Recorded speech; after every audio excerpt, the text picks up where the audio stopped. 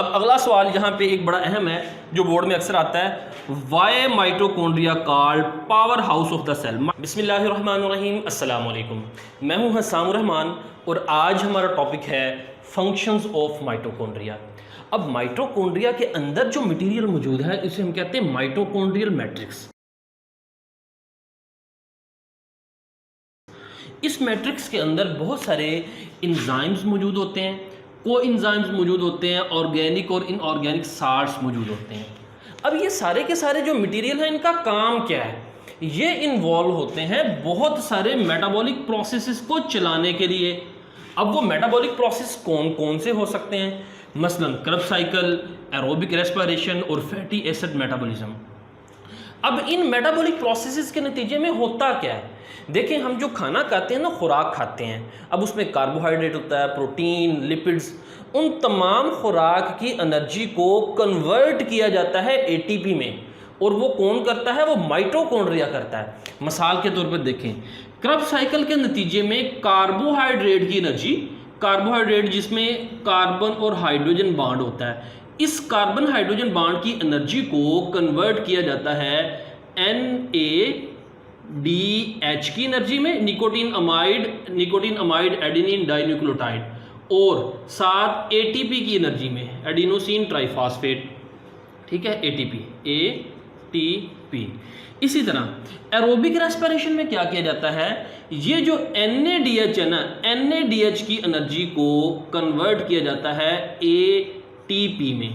इसी तरह ये जो फैटी एसिड मेटाबॉलिज्म है, इसमें लिपिड की ब्रेकडाउन होती है, यानी फैटी एसिड की ब्रेकडाउन है, और उसको तोड़कर हासिल होने वाली एनर्जी से ATP बनाई जाती है।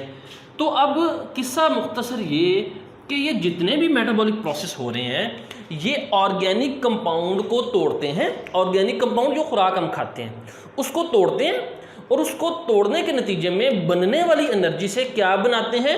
ATP बनाते हैं, एडिनोसिन ट्राइफॉस्फेट। यहाँ पे सवाल ये पैदा होता है कि जब ऑर्गेनिक कंपाउंड को तोड़ा जाता है तो एनर्जी पैदा होती है, सेल उस एनर्जी को इस्तेमाल क्यों नहीं करता? सेल ATP को क्यों इस्तेमाल करता है? बात यह है कि सेल की जो एनर्जी करेंसी है वो ATP है।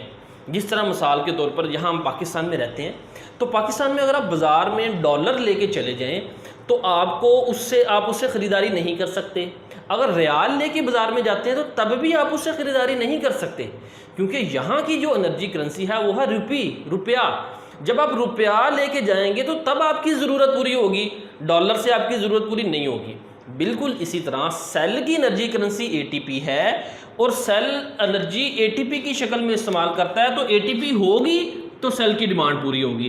तो ऑर्गेनिक कंपाउंड को तोड़कर ATP बनाई जाती है, और ATP क्या करती है? Provides energy to cell on demand. ATP cell को एनर्जी फराहम करती है।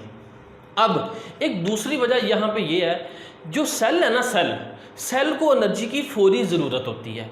जो ऑर्गेनिक कंपाउंड के अंदर एनर्जी होती है उसको ब्रेक डाउन करके एनर्जी को रिलीज़ करने में बहुत ज़्यादा टाइम रिक्वायर्ड होता है। ये दूसरी वजह मैं बताने लगा हूँ कि सेल ATP की शक्ल में एनर्जी क्यों इस्तेमाल करता है।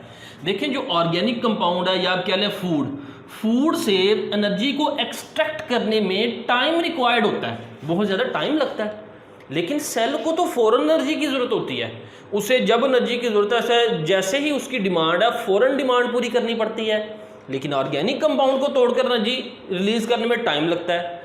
तो ऑर्गेनिक कंपाउंड की एनर्जी को ATP में कन्वर्ट कर दिया जाता है। ATP जो सा है बहुत ज़्यादा अनस्टेबल है। ATP क्या है? ये एक अनस्टेबल कंपाउंड है।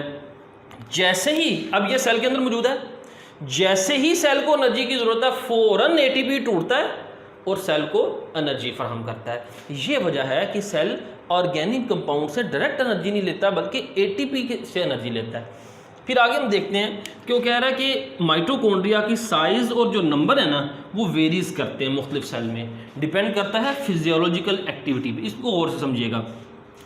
देखिए, अगर हम इंसान की बात करें ना, तो ह्यूमन में सबसे ज़्यादा जो माइटोकॉन्ड्रिया हैं वो फीमेल एग के अंदर मौजूद होते हैं। ये जो फीमेल एग है ना, इसके अंदर सबसे ज़्यादा माइटोकॉन्ड्रिया हैं। तकरीबन मुख्तलिफ रिपोर्ट्स हैं, कोई कहता है 1 लाख, 5 लाख या 6 लाख, इतने एग के अंदर माइटोकॉन्ड्रिया मौजूद होते हैं। और इसी तरह स्पर्म के अंदर, ये स्पर्म का हेड है, ये टेल है, ये जो मिड पोर्शन है ना उसमें भी माइटोकॉन्ड्रिया भरे होते हैं, क्योंकि स्पर्म ने स्विम करना होता है, उसके लिए एनर्जी चाहिए होती है। लेकिन ये तो थे सेक्स सेल, जर्म सेल।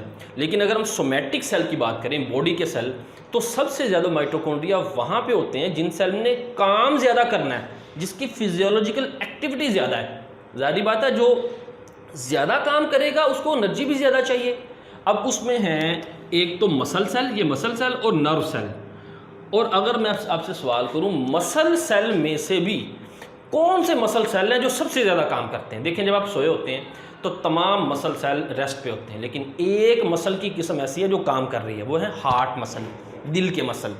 तो दिल के इंसान के सोमैटिक सेल में हार्ट मसल के अंदर जो माइटोकॉन्ड्रिया की तादाद सबसे ज़्यादा, वो तकरीबन एक सेल में 5000 माइटोकॉन्ड्रिया होते हैं। तो फिजियोलॉजिकल एक्टिविटी जिसकी ज़्यादा उसके माइटोकॉन्ड्रिया ज़्यादा।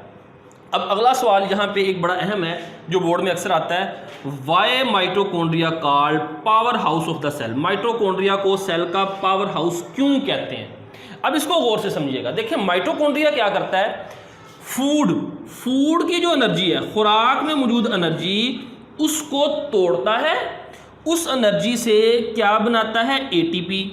अब एटीपी की एनर्जी को ये किस काम आती है, ये सेलुलर एक्टिविटीज़ के लिए काम आती है। यानी सेल को ये एटीपी से सेल क्या करता है, अपने मुख्तलिफ ऑर्गेनेल्स बनाता है और अपनी एक्टिविटीज़ को परफॉर्म करता है। अब एटीपी सेल को एनर्जी कैसे फराहम करती है, ये एटीपी का मॉलिक्यूल है जिसमें एक ये 5 कार्बन शुगर है, एक नाइट्रोजन बेस है और साथ 3 फॉस्फेट के मॉलिक्यूल हैं। देखें जैसे ही सेल को एनर्जी की ज़रूरत होती है तो ये एक फॉस्फेट का मॉलिक्यूल टूटता है, और जब ये एक फॉस्फेट का मॉलिक्यूल टूटता है तो बहुत ज़्यादा एनर्जी रिलीज होती है, सेल उस एनर्जी से अपने काम करता है। लेकिन एटीपी उस फॉस्फेट के, ये देखें ट्राईफॉस्फेट, 3 फॉस्फेट है ना, जब एक मॉलिक्यूल टूटता है तो एटीपी कन्वर्ट हो जाती है डाईफॉस्फेट में, यानी अब 2 फॉस्फेट रह गए हैं। अब देखें यानी जब एटीपी से एनर्जी सेल इस्तेमाल करता है तो एटीपी कन्वर्ट हो जाती है एडीपी में। अब माइटोकॉन्ड्रिया क्या करता है, माइटोकॉन्ड्रिया इस डाईफॉस्फेट के साथ इसके साथ एक इनऑर्गेनिक फॉस्फेट जोड़ता है और इसको वापस ट्राईफॉस्फेट में कन्वर्ट कर देता है। अब माइटोकॉन्ड्रिया वो ऑर्गेनेली है जो खुराक की एनर्जी से एडीपी को वापस एटीपी में कन्वर्ट करता है, यानी पावर। एटीपी क्या है, सेल के लिए एनर्जी करेंसी है, एनर्जी का इंतजाम करता है। इसी वजह से माइटोकॉन्ड्रिया को सेल का पावर हाउस कहते हैं। दोबारा सुन लें, माइटोकॉन्ड्रिया क्या करता है, जो इस्तेमाल शुदा एडीपी है उसको वापस, ये क्या है, एनर्जी पुअर कंपाउंड है, इसको वापस एनर्जी रिच कंपाउंड एटीपी में कन्वर्ट करता है। इसी वजह से माइटोकॉन्ड्रिया को सेल का पावर हाउस कहते हैं। अब आगे यहाँ पे ये एक और चीज़ें देख लीजिएगा कि ये जो माइटोकॉन्ड्रिया का, ये तो एक तो आउटर मेम्ब्रेन है, ये इनर मेम्ब्रेन है। ये जो आउटर कंपार्टमेंट है इसको हम पेरी माइटोकॉन्ड्रियल स्पेस भी कहते हैं, ठीक है। और इसी तरह ये जो दरमियान में इनर माइटोकॉन्ड्रियल कंपार्टमेंट है जिसे हम मैट्रिक्स कहते थे। अब ये कुछ और इसके फंक्शन हैं जो एमडी कैट के हवाले से आप इसको देख लीजिए। मसलन माइटोकॉन्ड्रिया कैल्शियम होम्योस्टेसिस में इन्वॉल्व है। होम्योस्टेसिस कहते हैं सेल के अंदर किसी ख़ास चीज़ की मिकदार को बरकरार रखना। मसलन अब सेल के अंदर कैल्शियम की मिकदार को सेल क्या करता है, बरकरार रखता है। जैसे ही सेल के अंदर कैल्शियम ज़्यादा हो जाता है, इस सेल के अंदर कैल्शियम ज़्यादा होगा ना, तो वो एक्स्ट्रा कैल्शियम को माइटोकॉन्ड्रिया मेम्ब्रेन, माइटोकॉन्ड्रियल मेम्ब्रेन क्या कर लेगी, उसको ले लेगी, एक्सट्रैक्ट कर लेगी, हासिल कर लेगी। तो यानी वो एक्स्ट्रा कैल्शियम माइटोकॉन्ड्रिया के साथ अटैच हो जाएगा, जिसकी वजह से सेल में कैल्शियम की मिकदार बरकरार रहेगी। जैसे ही कैल्शियम कम होगा, माइटोकॉन्ड्रिया के मेम्ब्रेन क्या करेगी, उस कैल्शियम को वापस साइटोप्लाज्म में रिलीज कर देगी। तो इस तरह से कैल्शियम होम्योस्टेसिस। दूसरा एपोप्टोसिस, जिसे हम कहते हैं प्रोग्राम्ड सेल डेथ। देखिए सेल की एक ख़ास एज होती है जिसके बाद सेल डेड हो जाता है। अब उसको डेथ के सिग्नल कुछ एक्सटर्नल होते हैं और कुछ इंटरनल होते हैं। जो इंटरनल डेथ के सिग्नल होते हैं वो माइटोकॉन्ड्रिया रिलीज करता है एक पिगमेंट साइटोक्रोम सी की शक्ल में। तो आप कह सकते हैं कि माइटोकॉन्ड्रिया जो है वो प्रोग्राम्ड सेल डेथ में इन्वॉल्व होता है, जिसे हम कहते हैं एपोप्टोसिस। फिर इसी तरह माइटोकॉन्ड्रिया आयरन और सल्फर जनरेट करता है, और जो कि आयरन और सल्फर को फैक्टर होते हैं बहुत सारे एंजाइम्स के लिए। फिर इसी तरह माइटोकॉन्ड्रिया हीट प्रोडक्शन में इन्वॉल्व होता है। इस पॉइंट को समझिएगा। देखें माइटोकॉन्ड्रिया, सवाल ये कि एटीपी माइटोकॉन्ड्रिया कैसे पैदा करता है। ये जो इनर मेम्ब्रेन है ना, ये जो अंदर वाला हिस्सा है मैट्रिक्स, मैट्रिक्स से हाइड्रोजन आयन जो सा है, हाइड्रोजन आयन को पंप किया जाता है खुराक की एनर्जी से, यहाँ इनर पेरी माइटोकॉन्ड्रियल स्पेस, यहाँ पे हाइड्रोजन आयन यहाँ पे आ जाता है। जब हाइड्रोजन आयन ये जो आउटर कंपार्टमेंट है पेरी माइटोकॉन्ड्रियल स्पेस, यहाँ से वो माइटोकॉन्ड्रियल मैट्रिक्स में मूव करता है ना हाइड्रोजन आयन, तो इस मूवमेंट के दौरान एटीपी बनाई जाती है। लेकिन बाज़ दफ़ा क्या होता है कि इस हाइड्रोजन की एनर्जी को एटीपी बनाने के अलावा इस्तेमाल किया जाता है हीट प्रोडक्शन में। यानी जब वो यहाँ पेरी माइटोकॉन्ड्रियल स्पेस से माइटोकॉन्ड्रियल मैट्रिक्स में आएगा तो एटीपी नहीं बनाई जाती, बाज़ दफ़ा एटीपी बनाने की बजाय उसकी एनर्जी को इस्तेमाल कर लिया जाता है हीट प्रोडक्शन में। ये हीट प्रोडक्शन तब होती है नॉन शिवरिंग थर्मोजेनेसिस, जो कि हम सेकेंड ईयर में इसकी डिटेल में पढ़ेंगे। ये टॉपिक माइटोकॉन्ड्रिया बोर्ड के लिहाज से भी और एमडी कैट के लिहाज से भी बहुत ज़्यादा अहम है। इसमें लॉन्ग क्वेश्चन बनता है, right A note on structure and function of mitochondria. फिर हम बात करते हैं शॉर्ट क्वेश्चन की। नंबर 1 शॉर्ट क्वेश्चन देखें, how outer and inner membrane of mitochondria differ from each other. या ये क्वेश्चन इस तरह से भी आ सकता है, डिफाइन क्रिस्टाई। तो इन दोनों सवालों का जवाब मैंने नंबर 1 से नंबर 1 तक देखें मार्क किया हुआ है, नंबर 1 से नंबर 1 तक।